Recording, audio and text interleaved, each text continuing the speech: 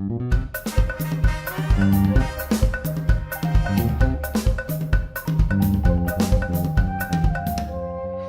bonsoir à tous, bienvenue.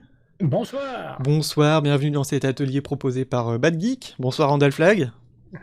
Et bonsoir Pépé, comment Voilà, vas-tu? bonsoir la chatroom, peut-être s'il y a du monde.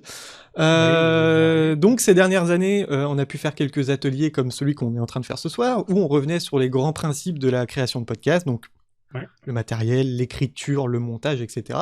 Ce soir, on va faire un petit pas de côté, regarder du côté du streaming, de la diffusion en direct, parce que c'est quelque chose qui s'est pas mal développé ces dernières années. Alors avant de commencer, est-ce que tu peux dire quelques petits mots sur Bad Geek, monsieur Flag? Oui, je voulais vous parler un peu de le cadre de l'association Bad Geek. C'est dans ce cadre-là qu'on fait ces ateliers pour aider les gens à faire du podcast. C'est l'objectif de l'association, c'est tous les créatrices de contenu en audio ou en vidéo. On essaie de vous accompagner dans toutes les étapes. Par exemple, on va même jusqu'à l'hébergement, ça fait depuis 12 ans qu'on fait ça. Et C'est d'ailleurs, ça. je vous invite à aller voir Vodio.fr, c'est la refonte de notre plateforme d'hébergement qui existe depuis longtemps.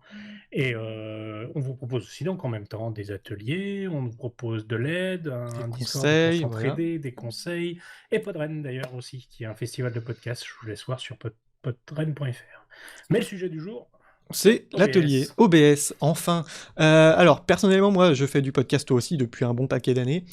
Mais depuis quelques temps, on creuse aussi la question, on l'a toujours un petit peu fait, mais de Twitch et de la diffusion en direct, du streaming et le fait de faire du podcast en direct, parce que c'est un petit peu comme un prolongement de l'expérience podcast, d'enregistrer en direct avec une chatroom, d'avoir des retours, etc. Et on Ouais. va un petit peu creuser cette partie-là ce soir. Donc cet atelier va être divisé en deux parties sur 2 soirs différents. Donc ce soir, c'est une introduction à OBS, les bases de l'interface, on va rester très très simple, hein. Les bases de l'interface, les paramétrages, on va commencer à avoir quelques bases pour commencer à streamer, rajouter une caméra, du texte, etc. Les bases, voilà. Ouais. Par contre, la semaine prochaine, dans la seconde partie de l'atelier, on va s'attaquer à des techniques qui sont un petit peu plus avancées, des plugins, des filtres, etc. Ce sera un petit peu plus complexe que ce soir, mais ça permettra d'enrichir aussi ce que vous pourrez proposer sur Twitch. Voilà. Normalement, à l'issue de ces 2 journées, vous pouvez déjà faire du live avec OBS. Tout à fait. Bon, bah, je te propose de commencer. Je vais mettre un petit Vas-y. peu, je vais mettre un petit peu en grand écran pour que les gens voient mieux. Ça, c'est OBS, mais on va faire une petite introduction avant de commencer. OBS, qu'est-ce que c'est? C'est un logiciel qui a été créé en 2012. C'est gratuit, libre, open source. C'est disponible sur Windows, Mac et Linux.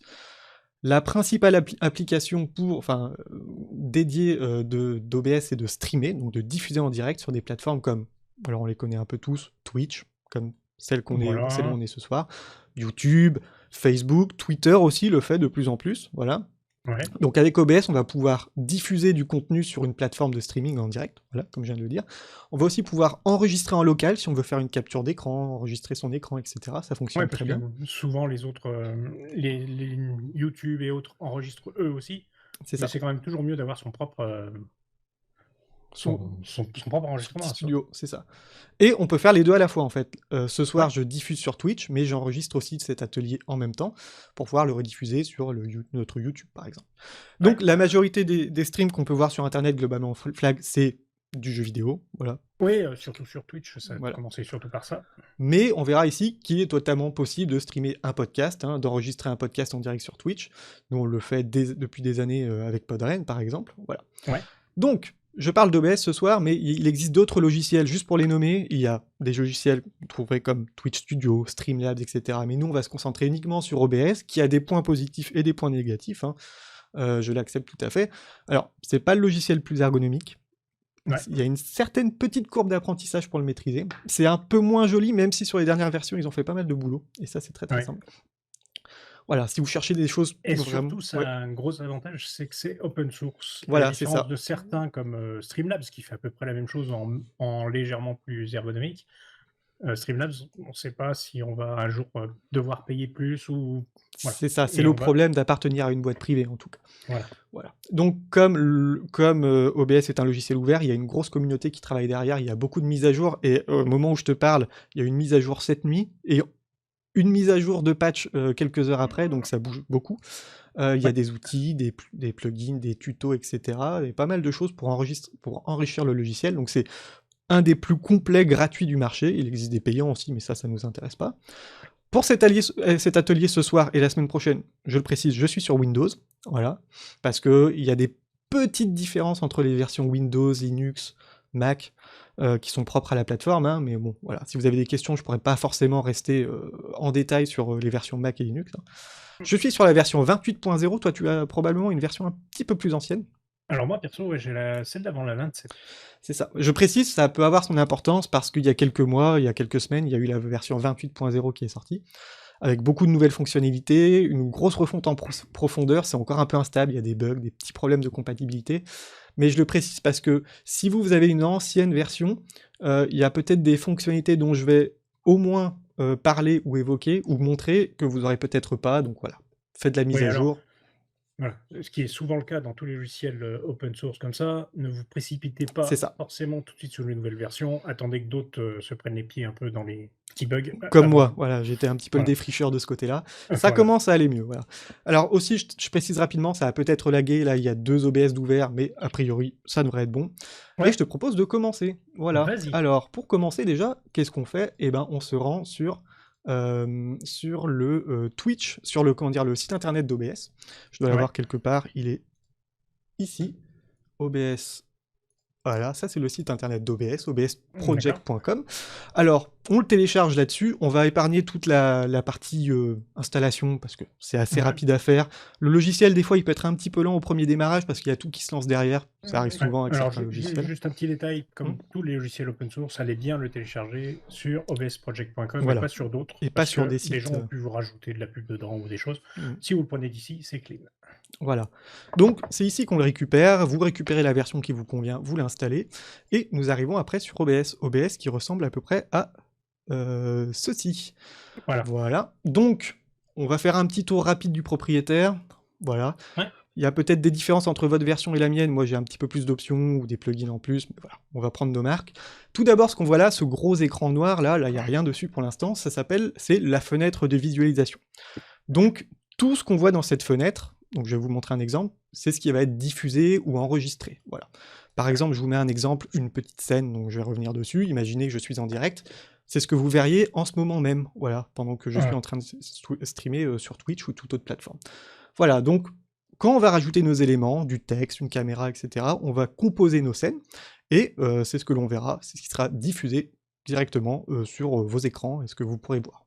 Jusque-là, Voilà. ça va. Aussi, on trouve, assez classiquement, j'y reviendrai au fur et à mesure, une petite barre d'outils avec pas mal de petites options. Barre de menu.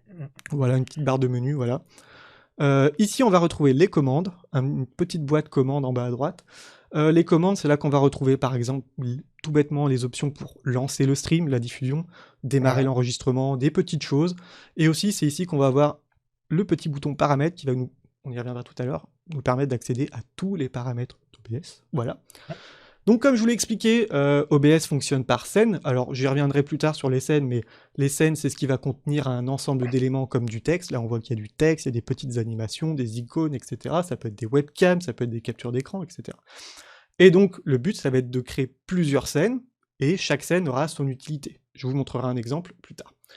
Alors il y a un truc que tu n'as pas précisé, mais on va pas vous montrer comment se connecter à vos comptes Twitch ou YouTube et tout ça, parce qu'il y en a plein, et c'est assez simple, hein, c'est à peu près toute la même technique. On se connecte à son compte pour pouvoir diffuser sur C'est cette plateforme. ça, peut-être que j'en toucherai un tout petit mot de quelques secondes, mais D'accord. voilà. Dans ces scènes, cette scène-là, il y a des sources. Et des sources, ce sont les éléments, comme j'ai dit, qui vont composer vos scènes. Une image, une vidéo, un GIF, du texte, des icônes, capture d'écran, etc. Voilà, par exemple, je vais vous montrer un petit exemple rapidement, mais on y reviendra sur les scènes. Si par exemple j'ajoute une petite scène texte, voilà, je vous fais la manip. Si je dis bonjour, voilà, j'ai mon texte bonjour qui va arriver derrière, bonjour même. Et donc c'est ce que les gens verront, Bonjour. les personnes verront sur leur Twitch. Voilà. J'y reviendrai plus en détail sur les scènes. Voilà. Là, il y a un petit bonjour, un petit bonjour qui s'affiche. Voilà. Les sources sont ici. Ici, vous avez un mélangeur audio. C'est ici qu'on va gérer tout ce qui concerne les sources sonores, donc c'est-à-dire le volume du micro, les volumes de la voix ou de mon PC. Par exemple, si toi, Flag, tu parles, dis bonjour. Bonjour. Voilà, on voit Ah ouais, qu'il ça fait y a le bouger. petit viewmaker qui s'active ici.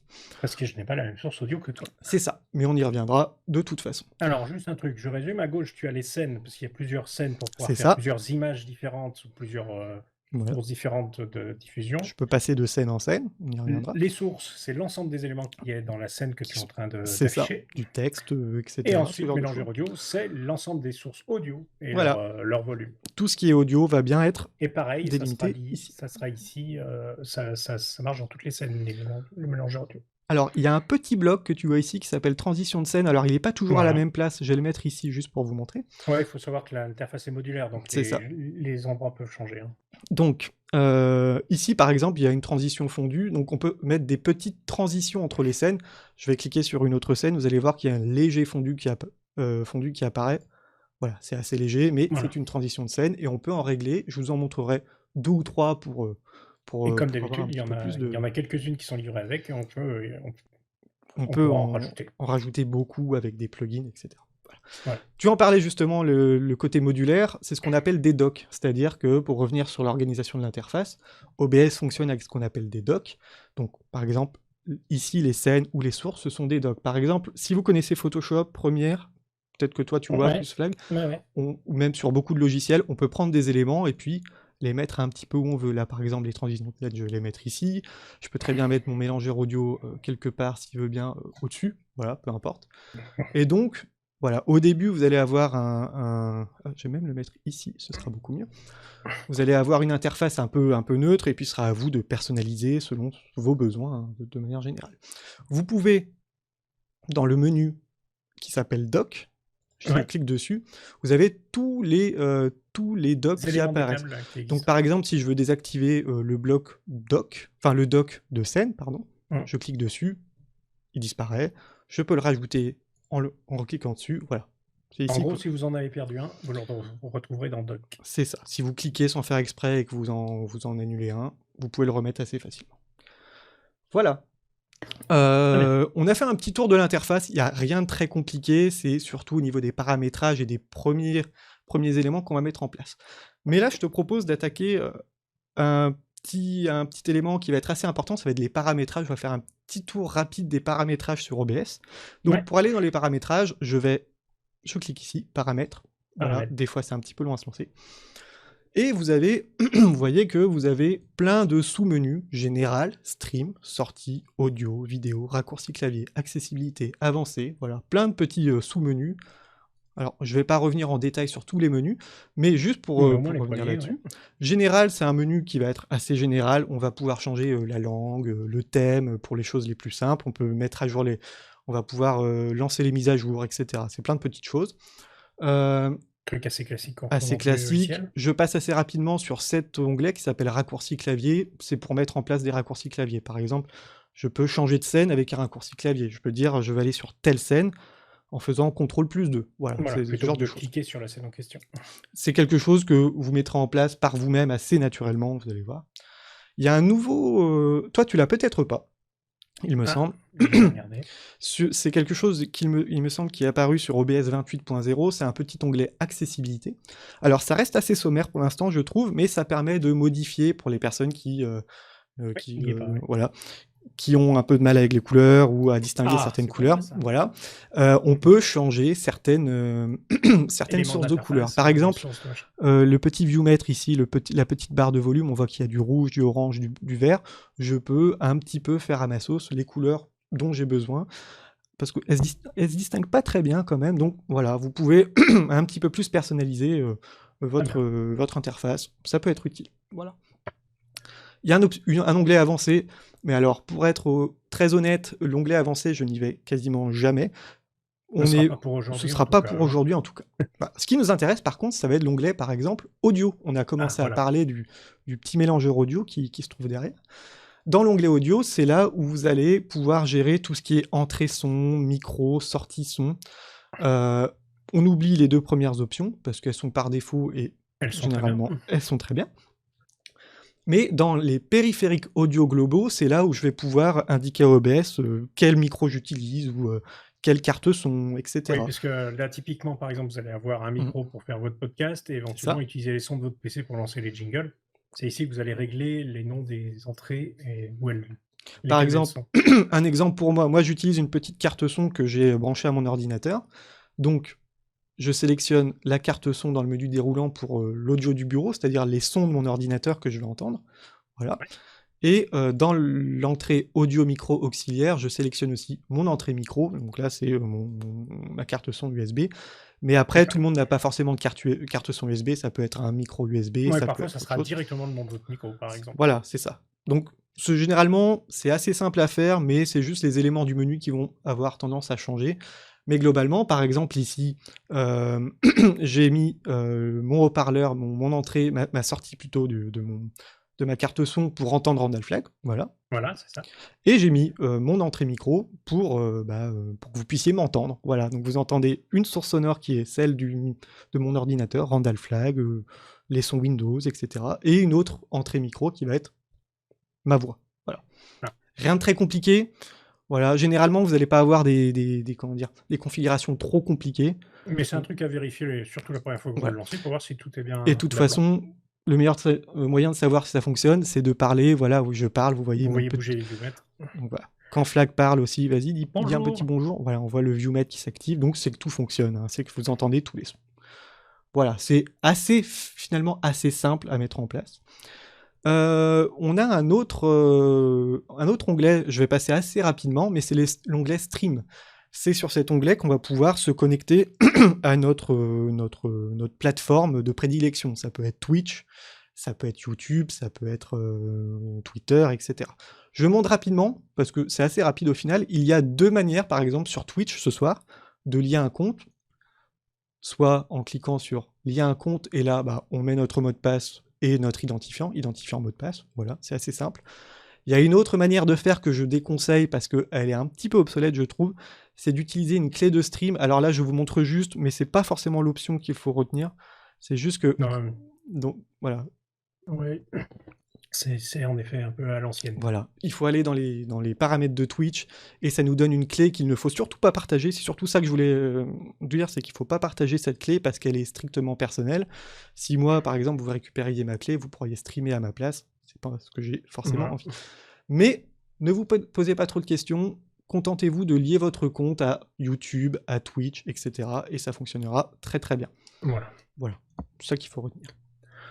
La vidéo? Non. On va aller dans l'onglet vidéo, bien sûr. Non, on va aller dans l'onglet vidéo, sortie. On va commencer par l'onglet sortie. Vidéo, pardon. Excuse-moi. Oui, mais je les confonds tous les deux à chaque fois. Oui, moi aussi. Sur cette option, vous allez justement pouvoir gérer plusieurs petites choses. Vous allez pouvoir gérer la résolution. Alors ça, vous êtes probablement un peu familier avec le concept de résolution. Vous avez probablement déjà entendu parler de 480, 720, 1080. Ce sont des résolutions. Voilà, juste... Par exemple, le nombre de pixels de votre écran en général. Voilà. On va afficher. Plus les valeurs sont grandes, plus c'est qualitatif. Le petit lapsus. Voilà. Donc ici, on va pas trop s'arrêter sur tous les détails, mais la résolution de base, ça va être la résolution sur laquelle vous travaillez sur votre ordinateur. Moi, j'ai un écran en 1920 par 1080, donc de base, c'est cette résolution-là qui va apparaître. Toi, je pense que ça va être pareil. Moi, par exemple, quand je fais aussi de l'OBS sur mon ordinateur, c'est une autre résolution qui apparaît parce que ça s'adapte à mon ordinateur. Mais ce qui nous intéresse surtout, c'est la résolution de sortie. La résolution de sortie, c'est la résolution que vous allez envoyer à Twitch, à YouTube, à Twitter ou à Facebook, par exemple. On va pas rentrer dans tout le détail des résolutions, mais pour faire un podcast, généralement, on n'a pas besoin d'une grande qualité. C'est le son qui est plus important. Donc, on considère que c'est une bonne base de commencer par du 720, donc de mettre une résolution de sortie qui va être de 1280 par 720. Jusque-là, voilà. Vous pouvez monter à 1080, mais là, c'est beaucoup plus compliqué. Donc, pour le premier conseil qu'on peut vous donner, c'est de rester sur du 720. C'est ce qu'on fait généralement, nous aussi, dans nos événements ou dans les lives qu'on fait, parce que c'est une résolution qui donne une bonne qualité et qui ne demande pas trop de puissance à l'ordinateur, etc. Donc, voilà. Donc, 1280 par 720. Je vais passer rapidement sur le filtrage de mise à l'échelle. C'est un peu complexe, mais ça définit la qualité. Voilà, pour passer de 1920 par 1080 vers du 1280 par 720, OBS, il a un petit travail derrière de recalcul, et il y a plusieurs qualités disponibles. On va pas rentrer dans le détail des qualités, mais on considère que Bicubic, c'est une bonne base pour commencer. Je sais pas ce que Et t'en pas penses, toi. très... Oui, puis pas très cher en temps machine. Voilà, Donc c'est bien. parce que ça peut demander un petit peu de puissance à votre ordinateur. Donc, on n'est pas là pour demander à votre ordinateur trop de calculs, etc. On reste simple. Bicubic, c'est une bonne base pour commencer. Donc la résolution Je de pense. base, On va mettre du c'est donc... 720. Non, mais je veux dire, la résolution de base, ça représente la résolution de ton écran, et C'est la ça. résolution de sortie, c'est ce que tu vas diffuser. C'est ce que je vais diffuser sur Twitch. Voilà. Voilà. Et je diffuse généralement en 720 sur Twitch. Sachez, il faut savoir par exemple sur Twitch que beaucoup de gens n'ont pas accès au 1080p parce qu'il C'est faudrait ça. que vous puissiez le diffuser et puis, Alors, ça prend de la bande passante. la dernière petite option, c'est les FPS. Ouais. On peut mettre, on peut définir le nombre d'images par seconde, donc ça peut être 30 images par seconde, 60 images par seconde ou plus. Ça, c'est extrêmement gourmand en bande passante. On considère que pour un podcast en direct, 30 images par seconde, c'est largement suffisant. Donc c'est pour ça que le conseil qu'on va vous donner, c'est de partir sur une résolution de 1280 par 720 en 30 images par seconde. Et si vous faites ça déjà, vous allez avoir bien avancé dans toutes vos affaires. Bien. Ça va pour ce petit onglet, c'est un petit peu contre-intuitif des fois de parler de résolution, etc. Mais je pense que ça devrait aller. Ouais. Dernière chose qui nous intéresse, c'est l'onglet de sortie. Et là, il y a un petit peu plus de choses à dire. Ouais. Déjà, pour l'onglet de sortie, vous voyez que la première chose qu'on nous propose, c'est qu'il y a 2 modes de sortie, simple ou avancé. Avancé, je vous le montre, mais on ne va pas l'utiliser, c'est juste qu'il y a beaucoup plus d'options. C'est pas ce qui nous intéresse ce soir. On va rester sur du simple. Et il y a plusieurs options disponibles. Des paramètres pour du streaming, pour le streaming, la diffusion en direct, et aussi des paramètres à mettre en place si vous voulez enregistrer sur votre ordinateur. Le dernier, on ne s'y intéresse pas, le tampon de relecture, pas ce soir. Il y a plusieurs choses à prendre en compte. La première chose qu'il faut définir, ça va être un débit vidéo.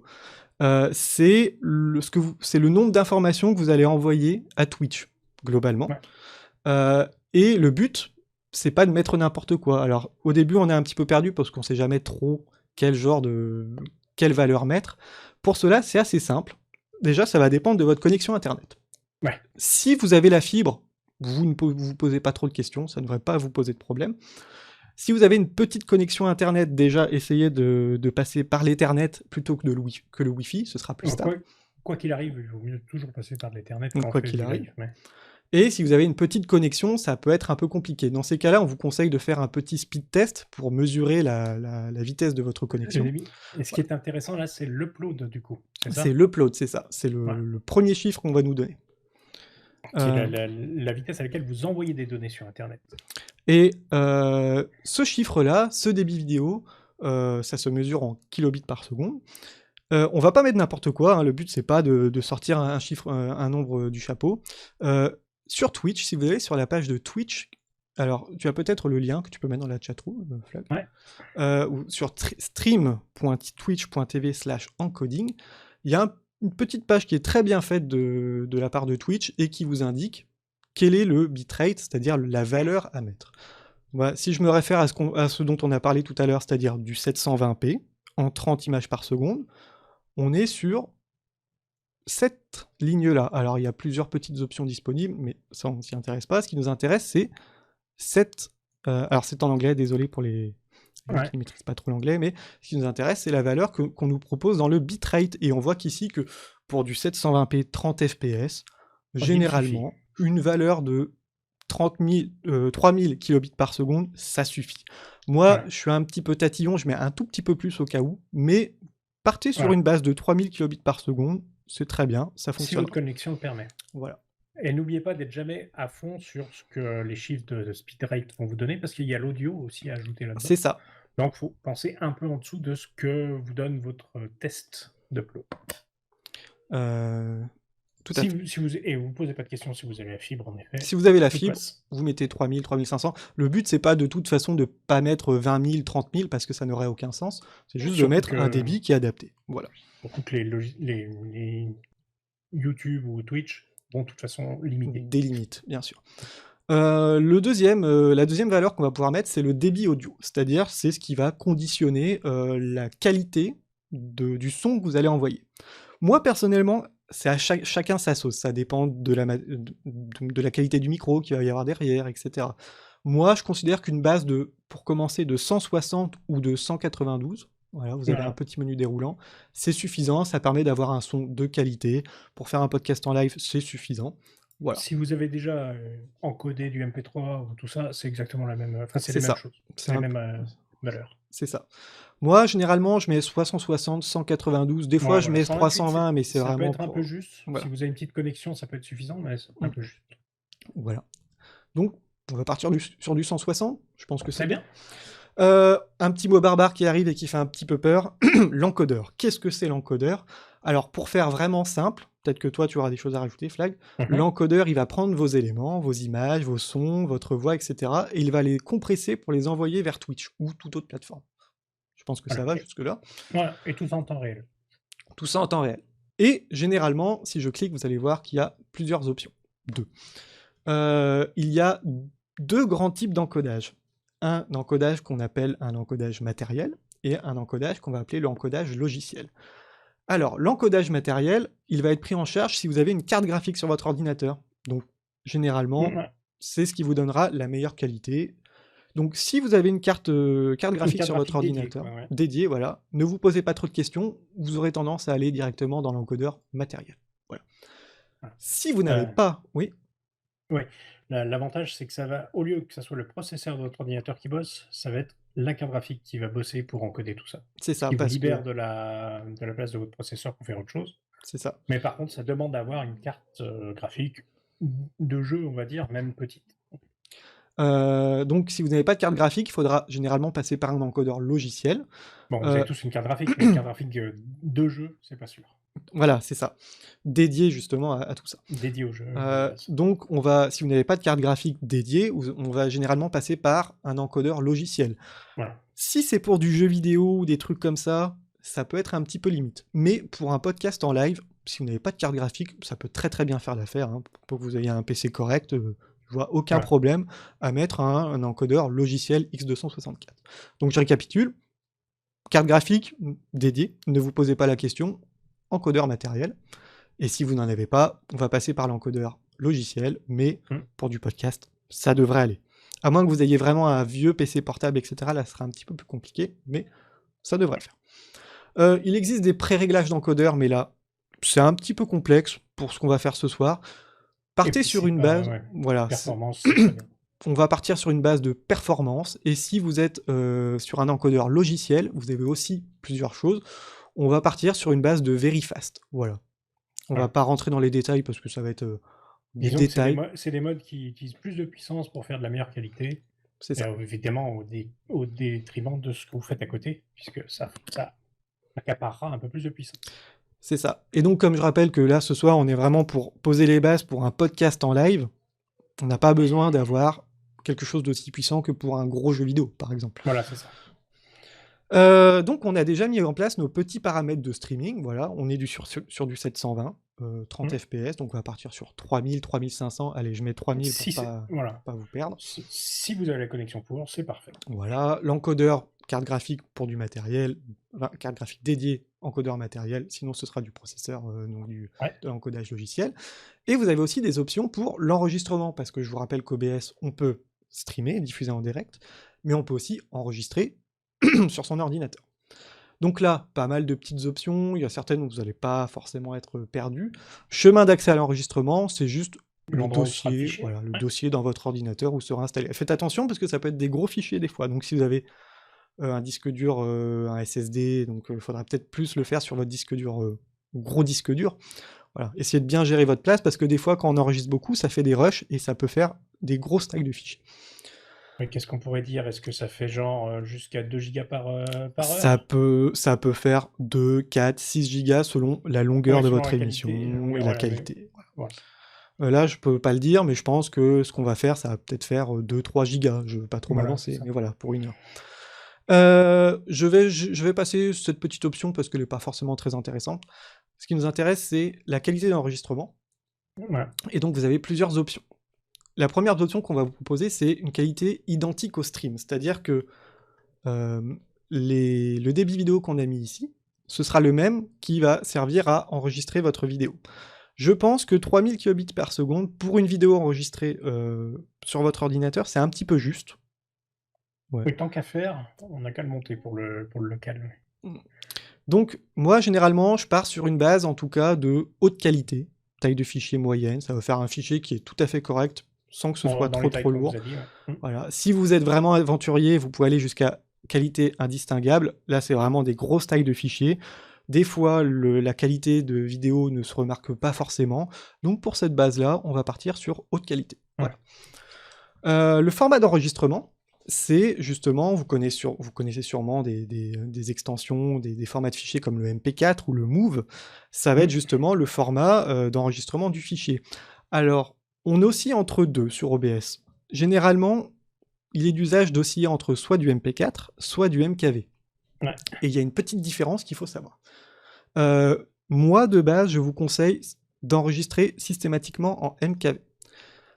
Pourquoi ? Parce que si OBS crash pendant votre enregistrement ou votre live, si vous enregistrez en MP4, le fichier risque d'être corrompu et vous ne pourrez pas forcément bien l'utiliser. Il sera illisible, ça c'est sûr. Si vous enregistrez en MKV et que OBS crash pour une raison ou une autre, ou votre PC, le fichier sera toujours utilisable et voilà, on va éviter de nous faire des frayeurs comme ça.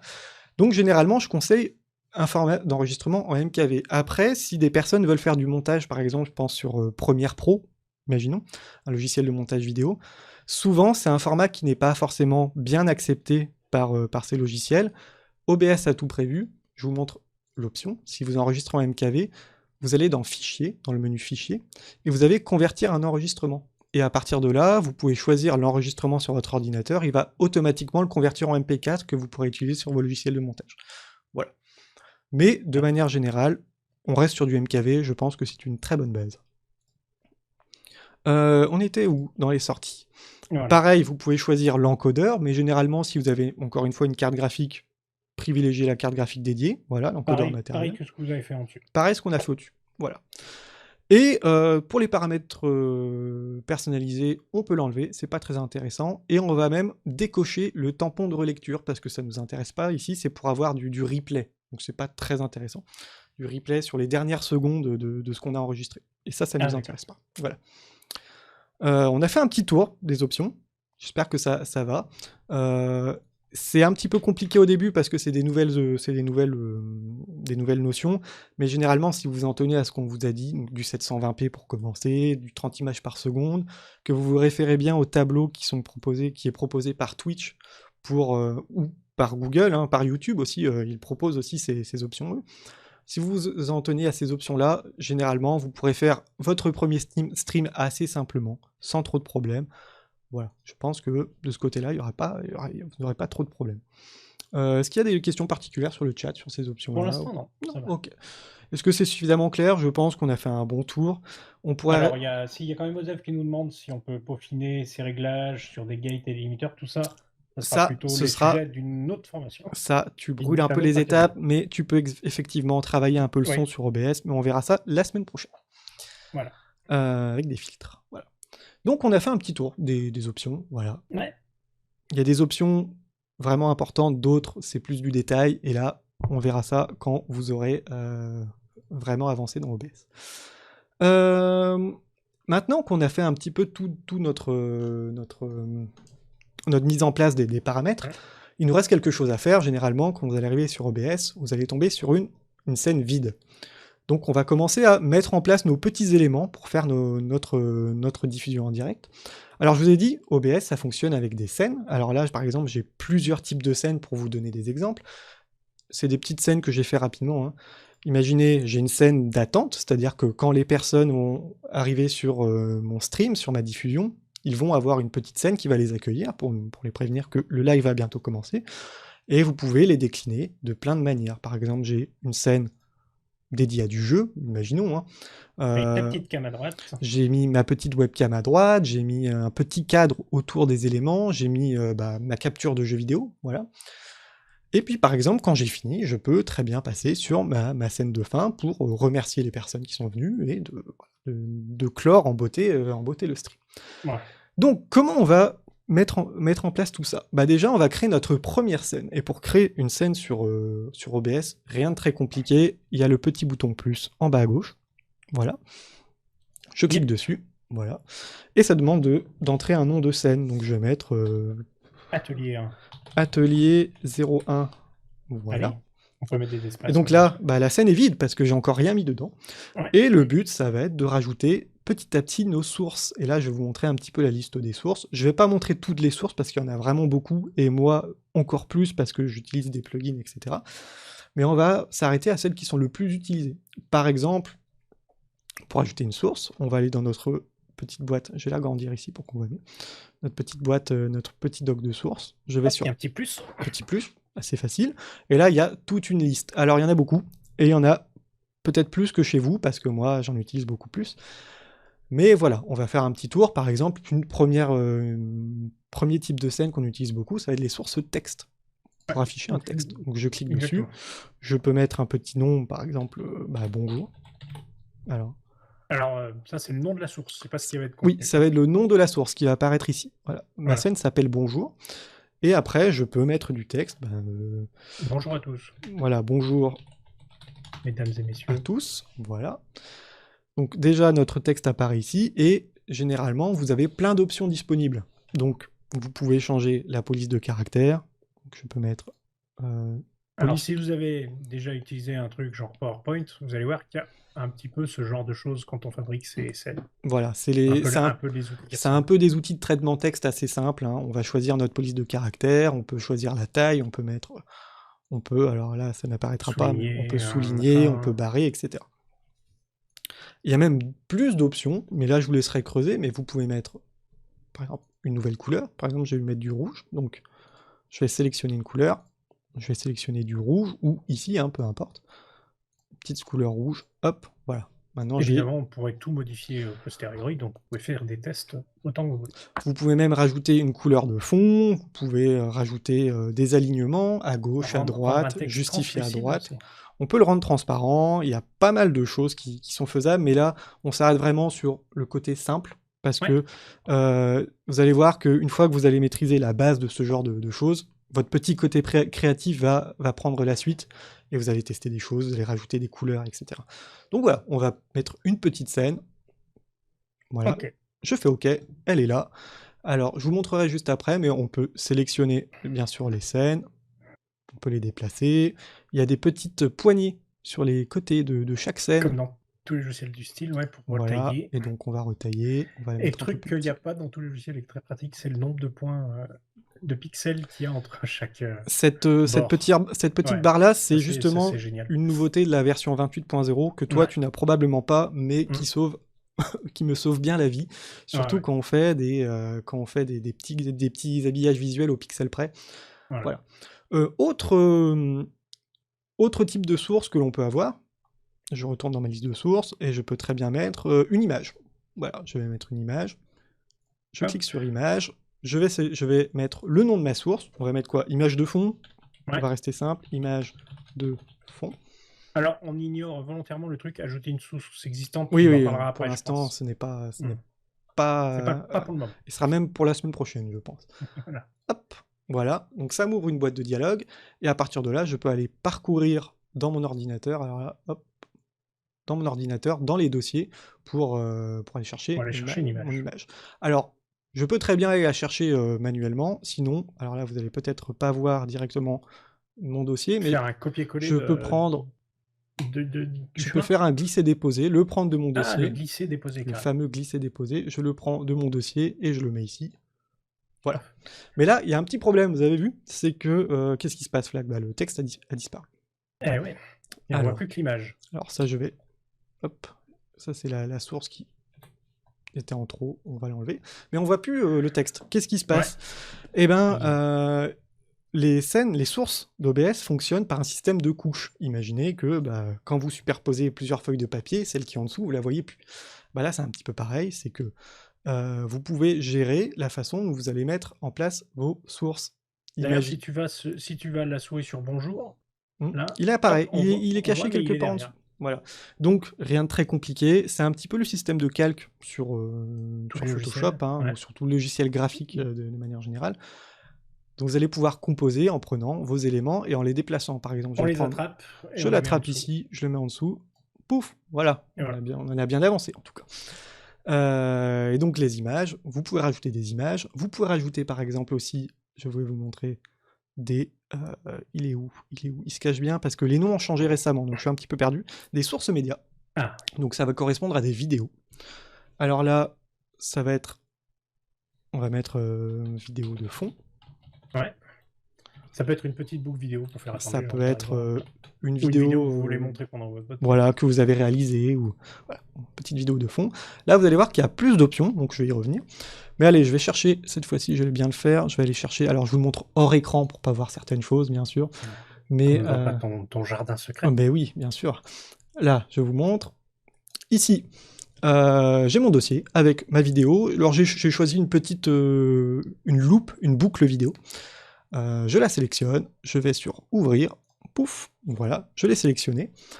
Et il y a plusieurs options qui apparaissent. Alors on va pas tous les venir en détail, mais la chose qui va être intéressante, c'est que comme c'est une boucle vidéo, il faut la lire en boucle. Donc il faut qu'elle revienne au début et qu'elle fasse ça indéfiniment.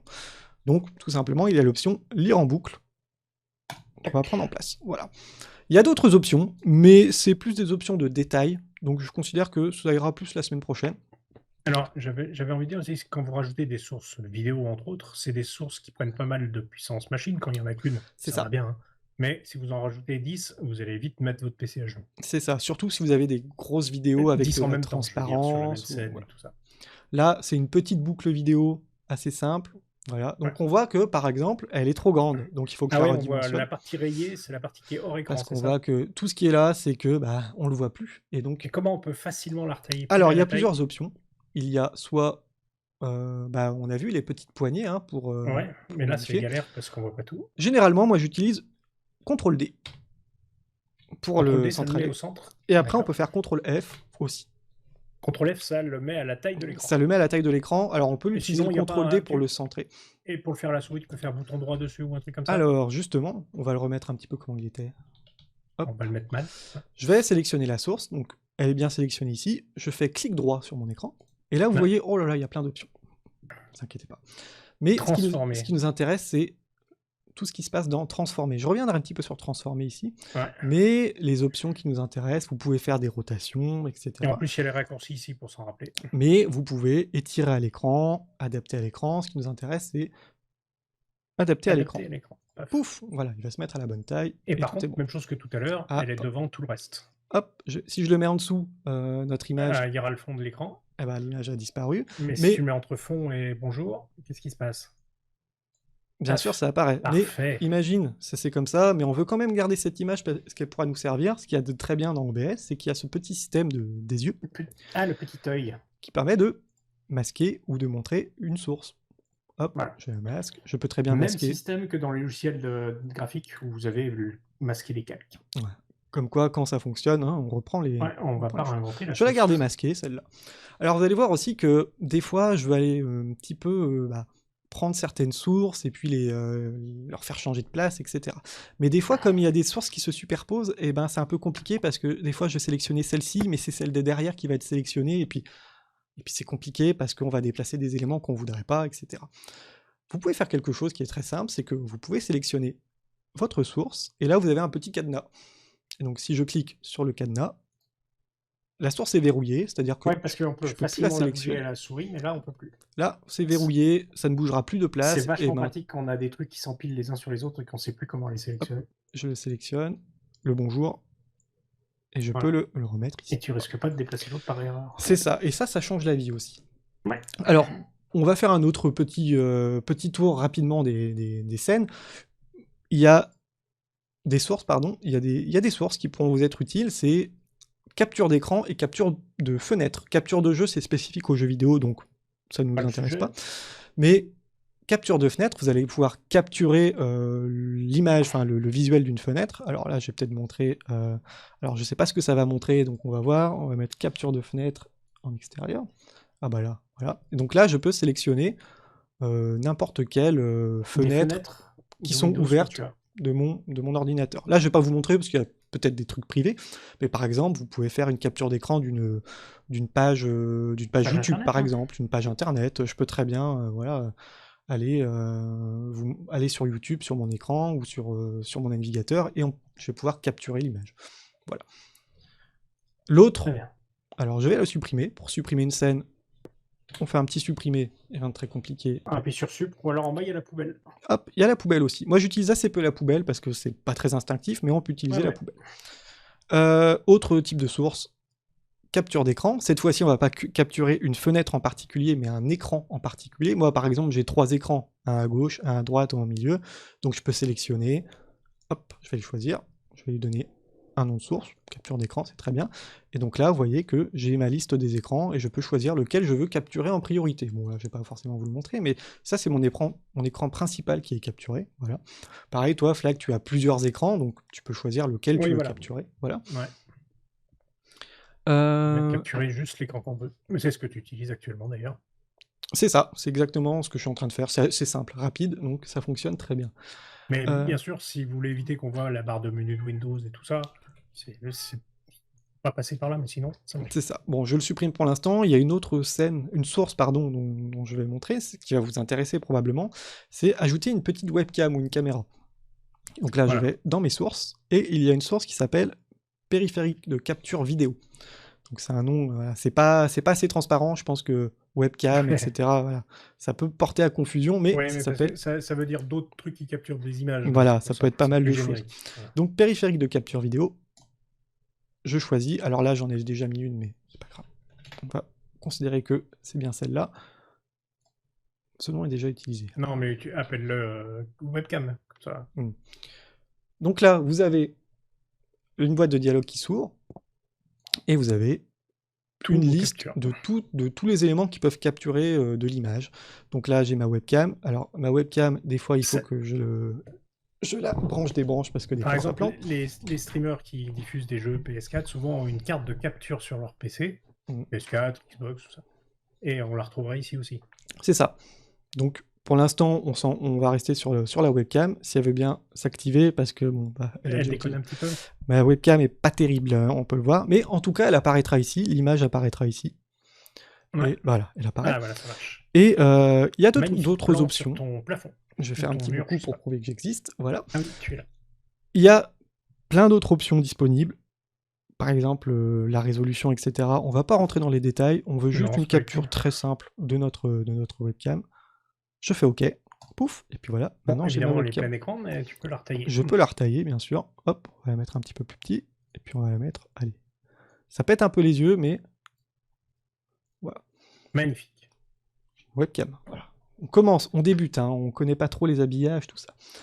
Il y a plein d'autres types de sources. Je vais pas forcément rentrer dans les détails parce que ça, on y viendra vraiment la semaine prochaine. Est-ce que toi, tu vois des sources particulières à rajouter? Alors, il y a des sources audio, mais c'est plus la peine de les rajouter là, je pense, puisqu'elles se rajoutent toutes seules. Oui, c'est ça, les sources audio. En fait, imaginez quand on parle du mélanger audio, justement. Voilà. Quand je rajoute une vidéo, si cette vidéo a du son, eh ben, Voilà, c'est ça. la barre de la vidéo vient s'ajouter. Je peux Voilà. modifier le volume à la volée, tout simplement. Et pareil pour la vidéo que tu rajoutes, tu as un truc de son supplémentaire? Oui, La vidéo de fond, voilà. toute la vidéo de fond apparaîtra ici. Toutes les sources Voilà. sonores qui ont un petit peu de son, et des fois même qui n'ont pas de son, apparaîtront quand même ici. Oui, au cas où. Au cas où. Celle-là, c'est une vidéo qui n'a pas de son, mais au Voilà. cas où il en est. Elle pourrait très bien avoir du son, et je pourrais très bien le régler, faire mon petit mixage, baisser le son, augmenter mon micro derrière, etc. Et si je veux rajouter une musique? Alors, pour ajouter ma une scène. musique, il y a un autre type de La source. source? J'en parlerai plus en détail la semaine prochaine, mais là je vais l'évoquer. Oui, je préfère. C'est une scène qui s'appelle source vidéo VLC. Et pourquoi je vais en parler d'accord. plus la semaine prochaine, c'est parce que c'est une source que vous ne pourrez avoir que si vous avez VLC 64 bits d'installer sur votre ordinateur. C'est Ouais, pour ça, donc, c'est une petite ça sera pour plus tard. spécificité. Donc ça permet entre autres de faire par exemple des petites playlists de musique pour mettre dans des scènes d'attente, etc. Mais étant donné qu'on a l'audio du bureau, on peut de toute façon diffuser du MP3 par exemple. C'est ça. Bon, alors je vais enlever la petite vidéo de fond puis rester à quelque chose de plus simple quand même. Donc sur toutes ces sources, on peut travailler avec les sources. Donc je vous l'ai dit, on peut cliquer sur une source pour la sélectionner ou la sélectionner dans la liste. Je peux la déplacer, voilà. Je peux La la retailler. redimensionner. Et je peux aussi la cropper. La cropper, Ouais. c'est-à-dire la rogner. Par exemple, je peux prendre cette source-là, et si je reste appuyé sur Alt, et que je sélectionne des petites poignées sur le côté, hop, je commence à rogner directement. Voilà. Hop, je fais pareil de ce côté-là, je vais mettre un petit peu plus au-dessus. Et donc, Et on par peut exemple, toujours voir que ça a été rogné parce qu'il y a des petits pointillés à la place des toiles. voilà. Et donc, les petits pointillés verts, ça indique qu'il y a un rognage sur la source. Et ça, vous pouvez le faire avec toutes les scènes, hein. Donc, Et vous tous pouvez les éléments, ouais. ça permet d'être créatif, ça permet de faire pas mal de choses. Par exemple, je vais prendre cette scène-là, hop, je rogne aussi, jour à tous. Voilà, Jour à tous. par exemple. Et vous pouvez le faire avec toutes les scènes disponibles. Comme je vous l'ai dit, quand je clique sur une scène et que je fais clic droit, il y a pas mal d'options. On va pas tout aller dans les détails. Souvent, les options qui vont vous intéresser, ça va être ici pour gérer la rotation, adapter à l'écran, centrer à l'écran, par exemple. Je peux centrer horizontalement. Voilà. Voilà, Ce genre de pour choses. simplifier la vie. Mais vous allez voir que quand vous faites clic droit, il y a une option, et ça, je vais juste y revenir. Au lieu de le faire la semaine prochaine, ça va, je pense, vous faire gagner du temps. C'est une option qui s'appelle copier, parce qu'on peut faire du copier-coller. Voilà. Et là, j'ai un petit exemple. Hop, il est là. Sur OBS, il y a un comportement assez particulier dans le copier-coller, c'est-à-dire qu'il y a deux types de coller. Il y a un coller qu'on appelle référence et un coller qu'on appelle dupliquer. Alors, qu'est-ce que c'est que tout ça?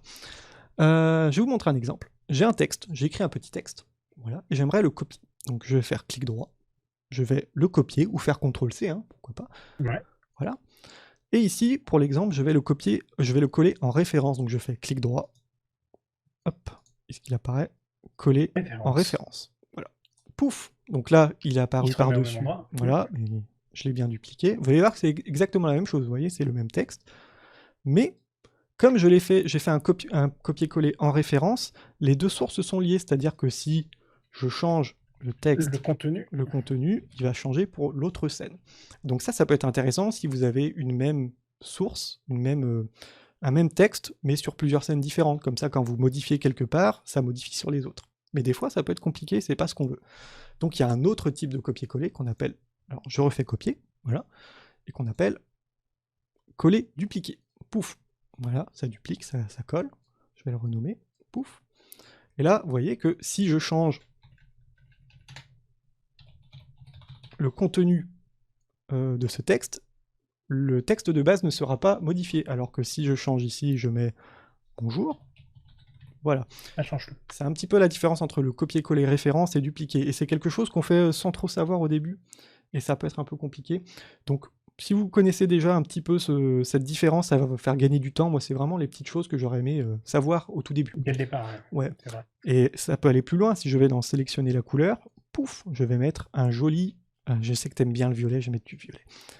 Hop, si je mets du violet, ça va mettre du violet aussi sur la source principale. Donc quand tu fais un coller en référence, tu fais on partage les éléments. Une nouvelle instance de l'objet qui était au départ, et qui sont donc liés. Les options comme la taille, comme la police de caractère, tout est lié. Voilà, tout est lié, même les petits trucs que tu rajouteras par-dessus. Alors que quand tu fais un dupliqué, ça devient un nouvel objet complètement objet à part entière et qu'on peut modifier à sa guise sans modifier les autres. Voilà, c'est une petite astuce, mais qu'il est bien de connaître en fait. J'espère que c'est clair, mais je pense que avec les exemples, ça devrait aller. Et je vous ai montré aussi tout à l'heure, hop, si je reviens ici, entre les scènes, il y a des petites transitions. Là, je vais passer sur une autre scène, vous voyez un petit fondu, pouf, voilà, c'est joli, c'est très simple. Et bien tout ça, c'est géré par, je vais le mettre ici pour que vous voyez mieux, hop, par cette option, transition de scène. Et donc vous en avez, alors pour l'instant il n'y en a que 2, mais on peut en rajouter avec une petite option qui s'appelle plus. Pouf. Voilà. Et là vous allez avoir peut-être pas autant d'options, mais vous allez en avoir plusieurs. Par exemple, je peux très bien choisir une transition de base qui est une transition de glissement. Donc, si je le sélectionne, je donne un petit nom à cette transition, mais là, glissement, ça suffit. Ça ira très bien. Voilà, et je peux sélectionner, par exemple, je peux lui dire, hop, on va faire un petit glissement à droite.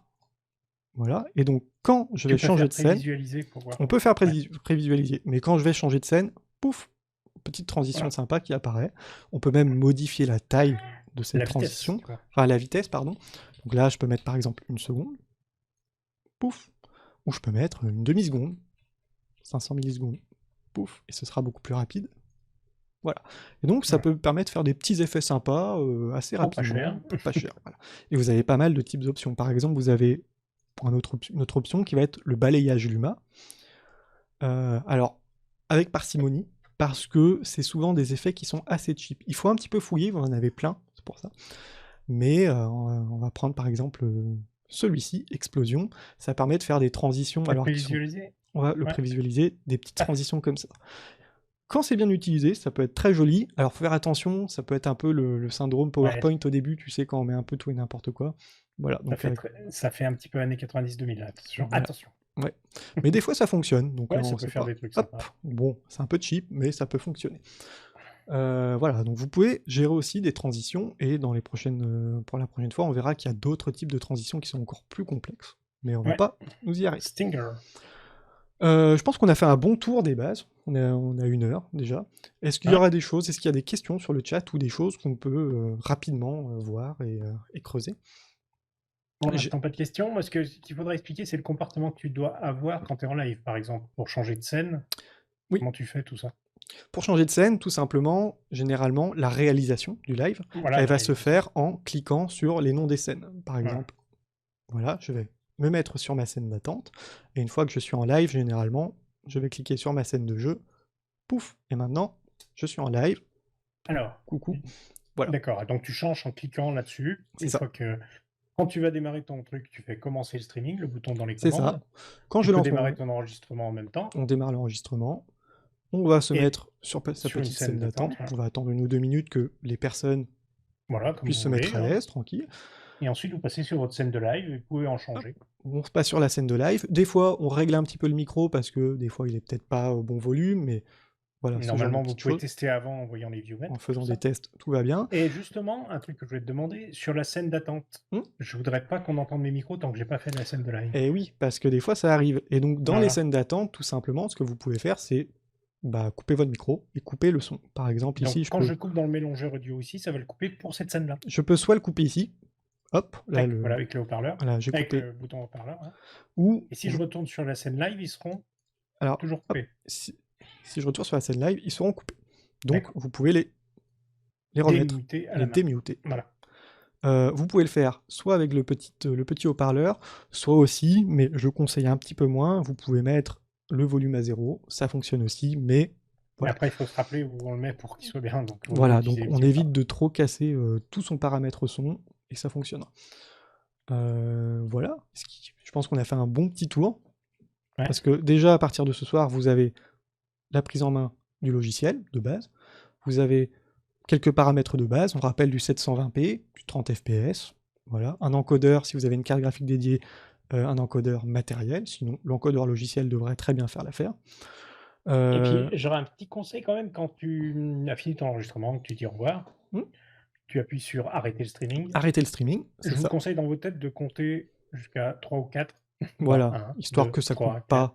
Parce qu'il y a une petite différence entre le moment où ça coupe et le moment où les données s'arrêtent sur le stream parce qu'il y a du lag. Donc, prévoyez de dire au revoir, attendre 1, 2, 3, 4 et de couper. Comme ça, on risque pas de louper les dernières secondes en live.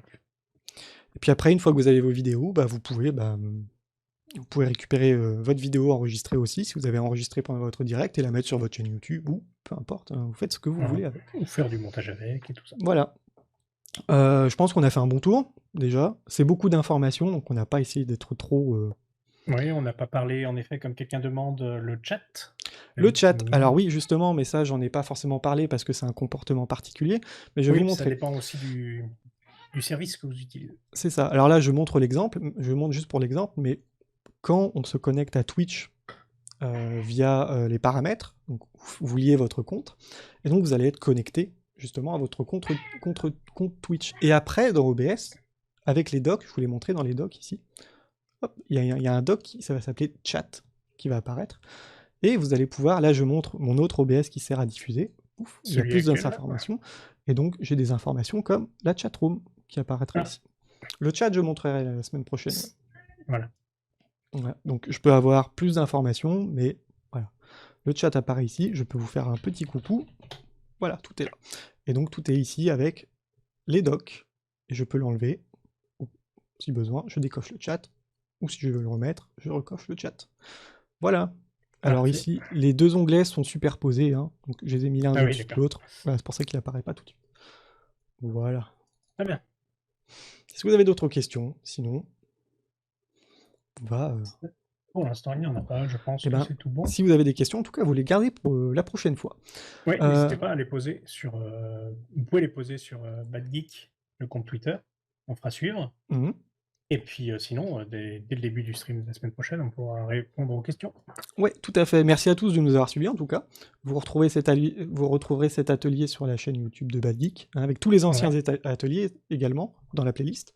Ouais. Donc ce soir, on a fait un tour assez léger du logiciel. Donc on y reviendra plus en détail la prochaine fois, avec des choses plus complexes, justement, les plugins, les filtres, les techniques un peu plus avancées.